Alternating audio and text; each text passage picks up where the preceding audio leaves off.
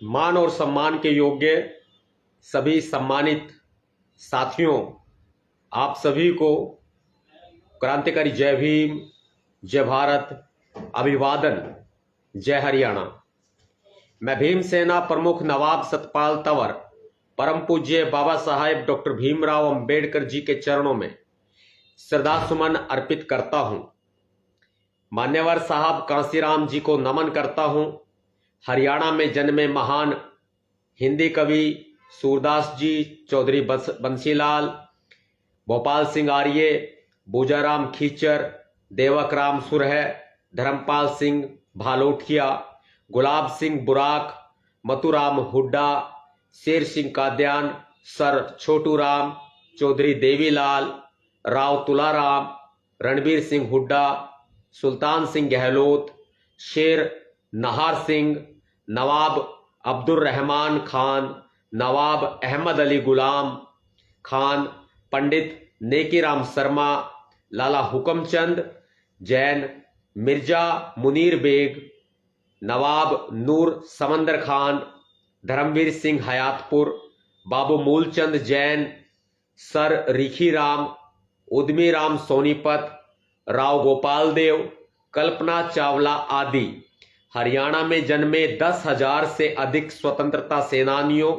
शहीदों, किसानों, किसान नेताओं, गरीब दलित नेताओं, वैज्ञानिकों, समाज सेवियों आदि को हाथ जोड़कर नमन करता हूं।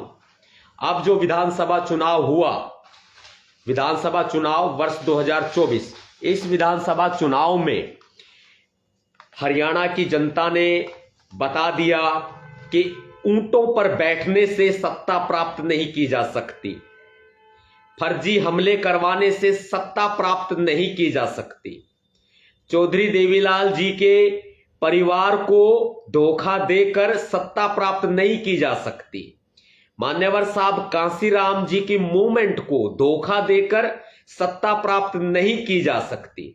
हरियाणा की जनता बहुत समझदार है, यो हरियाणा है प्रधान, इस बात को भी हमेशा याद रखना। हालांकि हरियाणा की वीर मिट्टी को मैं अपने माथे पर सुशोभित करते हुए अभी वर्ष 2024 के हरियाणा विधानसभा चुनावों में एक देशद्रोही पार्टी, किसानों और भूमिहीन किसानों की कमर तोड़ने वाली पार्टी, कमेरा वर्ग, दलितों, पिछड़ों, गरीबों और मजदूरों का हक डकारने वाली पार्टी, महिलाओं की विरोधी और संविधान की विरोधी पार्टी, भारतीय जनता पार्टी के 48 विधानसभा सीटों पर बम्पर जीत तय करने का मैं खुला विरोध करता हूं। मैं उन लोगों में से नहीं हूं जो ईवीएम का रोना रोना जानता हूं, बल्कि मैं उन लोगों में से हूं जो ईवीएम के खिलाफ संघर्ष करना जानता हूं। यदि मेरे साथ कोई नहीं भी है तो मैं अकेले धरने पर बैठने की हिम्मत रखता हूं। ईवीएम के खिलाफ रोना रोने वाले ये राजनीतिक दल उस वक्त कहां चले गए थे जब नवाब सतपाल तंवर दिल्ली में धरने पर बैठे थे? उस समय ये लोग मुझे रोकने के लिए षड्यंत्र रच रहे थे। अन्य पार्टियों में मुख्यतः तौर पर बहुजन समाज पार्टी और आम आदमी पार्टी का यहां हरियाणा में खाता भी नहीं खुलना यह दर्शाता है कि हरियाणा की धरती और हरियाणा के सच्चे ईमानदार लोगों को समझना बसपा और आम आदमी पार्टी की औकात से बिल्कुल बाहर है।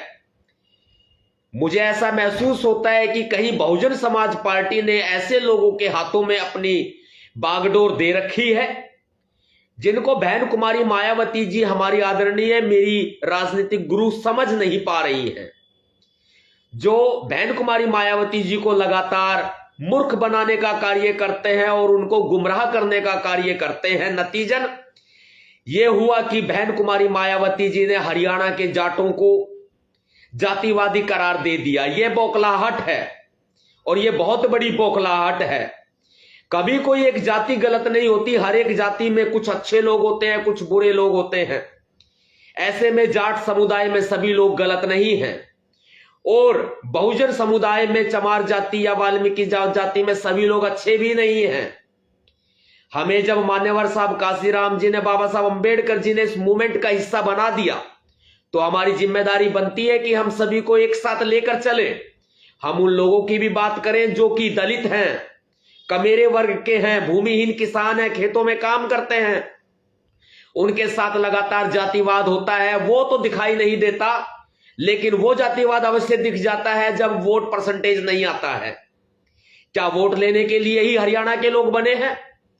क्या ये गरीब कमीरे वर्ग के लोग वोट लेने के लिए बने हैं?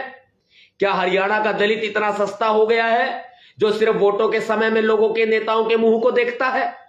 नहीं, हरियाणा ने पहचान लिया है ऐसे लोगों को, दलित समाज ने भी ऐसे लोगों को पहचान लिया है। हरियाणा के सच्चे ईमानदार लोगों को समझना, बहुजन समाज पार्टी की औकात से बाहर है, आम आदमी पार्टी की औकात से बाहर है, और मैं यूं कहूंगा कि कांग्रेस की औकात से भी बाहर है, और भारतीय जनता पार्टी की औकात से भी बाहर है, क्योंकि भारतीय जनता पार्टी ईवीएम को हैक करके ये जीत तय कर रही है। कांग्रेस पार्टी बेशक 37 सीटों पर विजयी रही हो, लेकिन 48 सीटें जीतकर बीजेपी ने कांग्रेस को आईना दिखा दिया है कि यह कांग्रेस पार्टी गरीबों, दलितों, महिलाओं और किसानों को ठगने का काम करती है। इनेलो की 3 सीटें गुजरे हुए जमाने का और भविष्य का संकेत है। एक बहुत बड़ा सबूत है कि इंडियन नेशनल लोकदल जब सत्ता में था तो यहां जमकर इन्होंने उत्पात मचाया, जमकर इन्होंने गुंडागर्दी की। यह इनेलो वाले भूल गए हैं जब इन्होंने खुद को हरियाणा का बाप समझ लिया था, और बहुत से ऐसे लोग पैदा हो गए हैं जो खुद को हरियाणा में या पूरे देश में दलितों को, बहुजनों का, किसानों का बाप समझने लगे हैं, और ये जनता उनको पहचान रही है। उनको चुनाव में मुंह की खाना इस बात का करारा सबूत है कि उनसे यह जनता खुश नहीं है।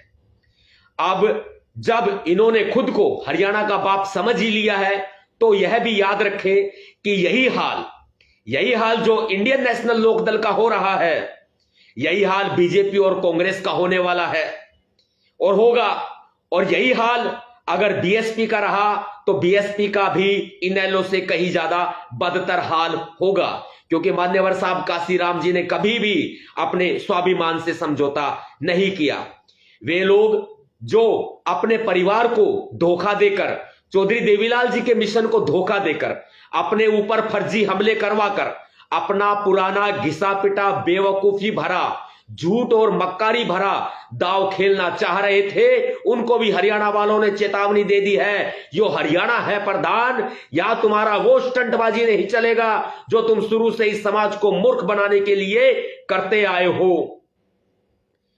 और जिस तरीके से महापुरुषों के मिशन मूवमेंट को धोखा दिया जा रहा है, हरियाणा वाले समझते हैं। और आने वाले समय में उत्तर प्रदेश में चुनाव है, उत्तर प्रदेश भी समझेगा, बिहार में चुनाव है, दिल्ली में चुनाव है, महाराष्ट्र में चुनाव है, ये भी समझेंगे। यो हरियाणा है प्रधान। निर्दलीय जो प्रत्याशी रहे उन्होंने अपनी मेहनत की, मैं उनकी मेहनत की दाद देता हूं। जो जीते, जो हारे, सभी ने मेहनत की, मैं सभी की मेहनत की तारीफ करता हूं।